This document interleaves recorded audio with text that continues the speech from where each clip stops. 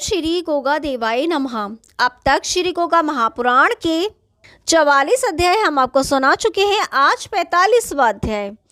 इस धर्म कार्य से छुट्टी पाकर महाराजा वीर विक्रमादित्य को अपने सभी कार्यकलापों की खुशखबरी उनके दरबार के बीच पहुंचकर सुनाई कि किन किन मुश्किलों से उन राक्षसों का उद्धार हुआ है।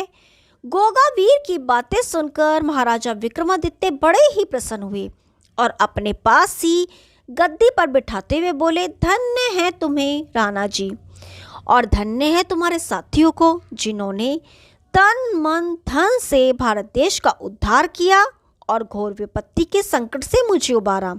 ना मेरे पास आप सबकी बड़ाई करने के लिए शब्द ही हैं और ना आपके लायक भेंट करने को कोई नायाब वस्तु जो अपने गुरु भाई को भेंट कर सकूं। मैं इसी सोच विचार में हूं कि मैं तुम्हें क्या उपहार दूं। तुम्हारे लिए अगर मैं आसमान के चांद सितारे भी लाकर भेंट करूं तो भी वह तुम्हारे कार्य के सम्मुख तुच्छ ही दिखाई देंगे। खैर, अब आपने अपने एक देश हितैषी धर्म कार्य से तो छुट्टी पा ही ली है। अब मेरे कहे अनुसार आप सब कुरुक्षेत्र भूमि थानेश्वर नगरी में पहुंचकर और अपनी राजधानी बनाकर स्वतंत्र राज्य की स्थापना करो और जननी जन्मभूमि तथा गौ माता की सेवा करते हुए सदा देश जाति के उद्धार में अपना जीवन बिताओ। मेरा आशीर्वाद आप सबके साथ है कि तुम 7 द्वीप 9 खंड में पूजे जाओगे। यह ब्राह्मण बनिए क्षत्रिय तुम्हारी कीर्ति को बदनाम करने की भरपूर कोशिश करेंगे, परंतु तुम्हारी कीर्ति घर घर में सदा ही जगमगाती रहेगी। तुम्हारे पुजारियों की संख्या रात दिन बढ़ती ही रहेगी, कारण धर्म की बेल सदा ही हरी भरी रहा करती है। महाराज विक्रमादित्य की बातें सुन गोगावीर अपनी निगाह नीची करके बोले, महाराज, आपने जो मेरा इतना गुणगान किया है, मैं इस योग्य कहाँ हूँ। मेरे द्वारा जो कुछ भी कार्य हुआ है वह सब तो गुरुदेव की कृपा का ही फल है। सच्चे गुरु का दर्जा भगवान से कम थोड़ी ही होता है। गुरु खुश हो जाए तो यश कदमों पर लौटता फिरे और गुरु नाराज हो जाए तो त्रिलोक में भी कहीं ठिकाना ना मिले। आप मेरे बड़े गुरु भाई हैं, आपकी आज्ञा पालन करना ही मेरा परम धर्म है। आप निश्चिंत रहे, आपकी आज्ञाओं का उल्लंघन मैं सपने में भी ना करूँगा। गोगावीर की मधुर बातों को सुनकर राजा विक्रमादित्य बोले, तुम्हें जितनी सेना व धन की आवश्यकता हो यहाँ से अपने साथ ले जा सकते हो, चिंता बिल्कुल ना करना। गोगावीर बोले, गुरुदेव का दिया सब कुछ है, फिर जब आपका आशीर्वाद मेरे साथ है तो कामयाबी ही कामयाबी है। महाराजा, अब सबसे पहले तो मैं आपसे विदाई प्राप्त कर गुरु चरणों में पहुंचकर मस्तक झुकाऊंगा और अपने गुरुदेव को यहाँ का सब हाल सुनाऊंगा। यहाँ के समाचार ना मिलने से गुरुदेव बड़े ही बेचैन होते रहे होंगे। वैसे तो गुरुदेव त्रिकालदर्शी हैं, उन्हें सब ही समाचार योग शक्ति द्वारा बराबर मिल रहे होंगे, परंतु वे फिर भी मेरे मुख से सब समाचार सुनकर ही संतुष्ट होंगे। इसलिए कजली वन पहुंचकर गुरु के दर्शन करना मैं अपना परम कर्तव्य समझता हूँ। वैसे भी उनके दर्शन किए हम लोगों को काफ़ी समय व्यतीत हो गया है। मेरे सभी गुरु भाई तथा मित्र भी गुरु दर्शन के लिए अति बेचैन हैं, इसलिए अब आप हमें चलने की इजाज़त दें। प्रभु चाहेगा तो शीघ्र ही आपके इन चरणों के दर्शन करूँगा। आशा है आप अपने छोटे गुरु भाई की भूलों को क्षमा करने की दया करेंगे।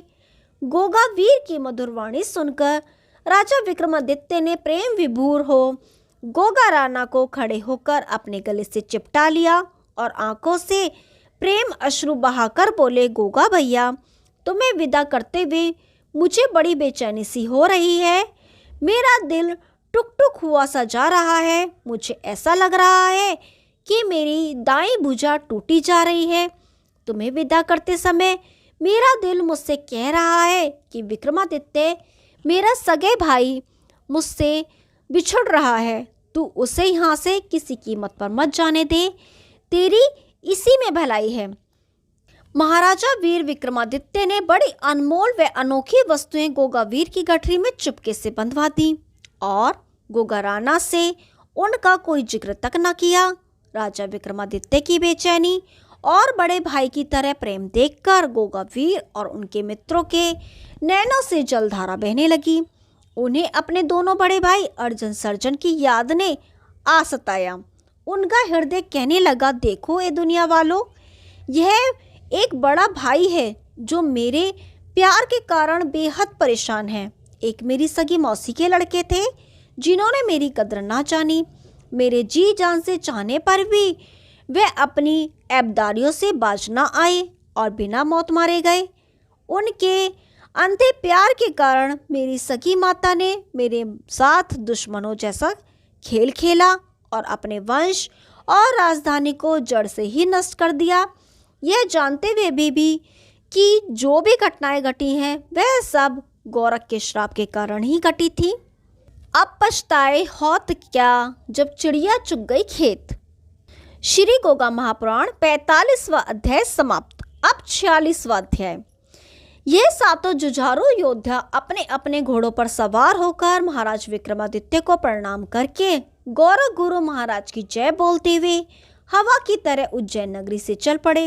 रात दिन की मंजिल तय करते हुए कजली वन में गोरख गुरु की धूनी के सामने जा पहुंचे, जहां गुरु महाराज आंखें बंद किए प्रभु भजन में मस्त थे और सामने बड़े बड़े लक्कड़ों का धूना सुलग रहा था।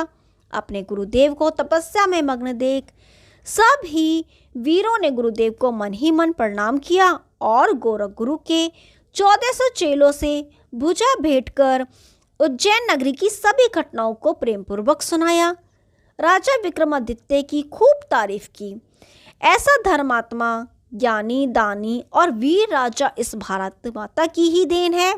ऐसे राजाओं के जन्म लेने से ही हमारे देश की कीर्ति में सदा चार चांद लगे रहते हैं। ऐसे ही धर्मी कर्मियों के नाम सदा अमर रहते हैं। इसी समय में गुरु गोरखनाथ जी की समाधि छूट गई और वह हर हर महादेव कह भगवान के चरणों में अपना मस्तक नवा बोले। क्या गोगावीर उज्जैन नगर में अपनी कीर्ति का ध्वज फैलाकर अपने मित्रों के साथ लौट आए। अपने गुरुदेव की तरफ देखकर सभी रण बांकुरों ने बारी बारी से गुरुचरणों में अपना मस्तक नवाया। अंत में गोगा राणा बोले, गुरुदेव, महाराजा विक्रमादित्य तो देवता तुल्य हैं। आपकी दया से जितनी इज्जत हमारी उज्जैन नगरी में हुई है उतनी तीनों लोक 14 भुवनों में भी होना असंभव है। यह सब आपकी कृपा का ही करिश्मा है। हमने उस मिहिर कुल के राक्षस को आपकी कृपा से शीघ्र हराकर उसकी बची खुची सेना को गिरफ्तार करके बड़ी ही मुश्किल और काफी दौड़ धूप करने के पश्चात ही जाट गुजरों की जाति में शामिल कराया है।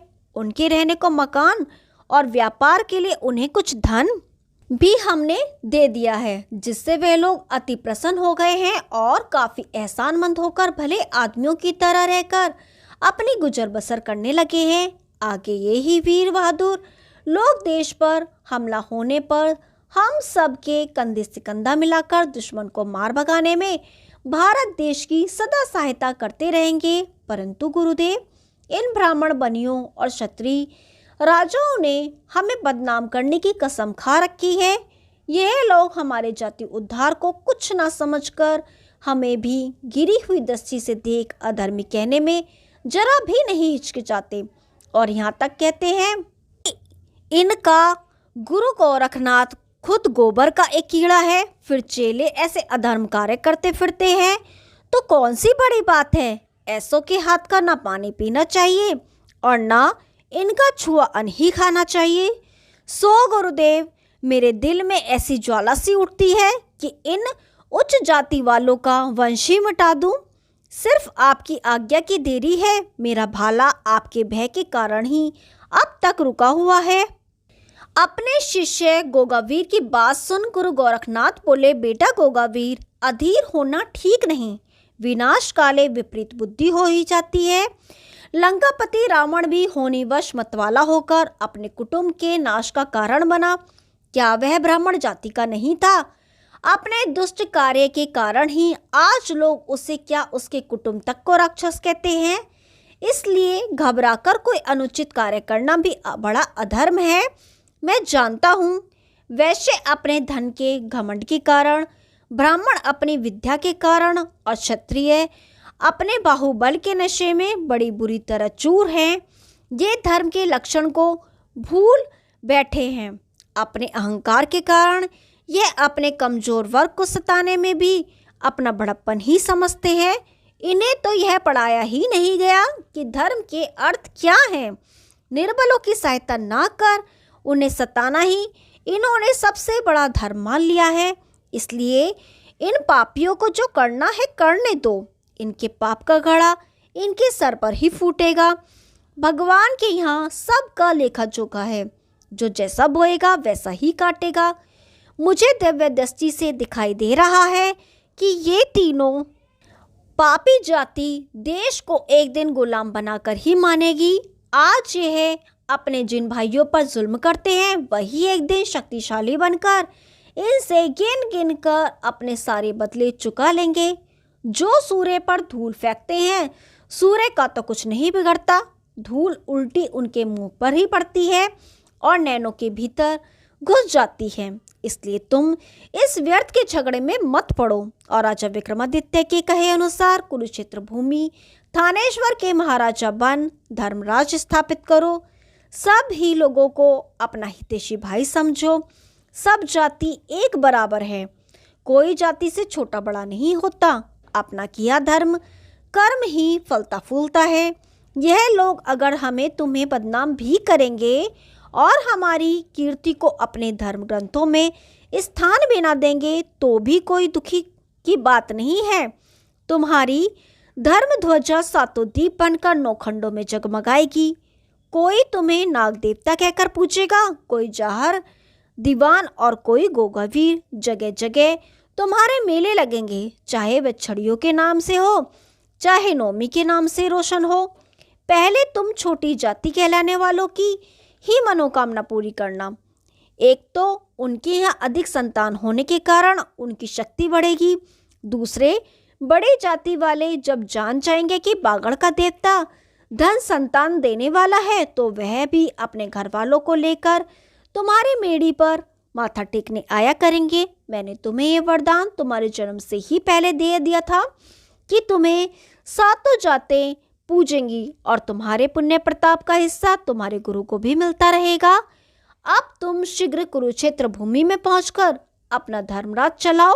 भगवान तुम्हारा सदैव भला करेंगे। श्री गोगा महापुराण 46वां अध्याय समाप्त। अब 47वां अध्याय। अपने गुरुदेव से भेंट वार्ता और शिक्षा भरे उपदेश से प्रसन्न हो गोगावीर अपने सभी संगी साथियों को साथ लेकर गुरु गोरखनाथ की आज्ञा अनुसार कुरुक्षेत्र की भूमि थानेश्वर को अपनी राजधानी बना।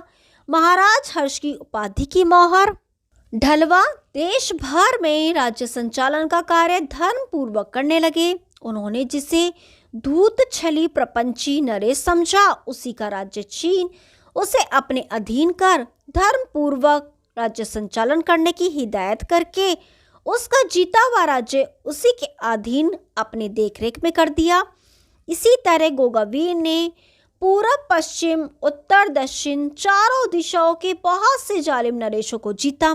नाम मात्र का कर वसूल करने पर भी इतनी अधिक संपदा उनके खजाने में जमा हो जाती थी कि उन्हें हर छठे वर्ष कुंभ तथा अर्धकुंभी मेले पर प्रयागराज पहुंचकर भागीरथी नदी के संगम पर हाथी घोड़े हथियार रखकर अपनी कुल संपत्ति न्यायपूर्वक हर एक जरूरतमंद को दान कर दी जाती थी।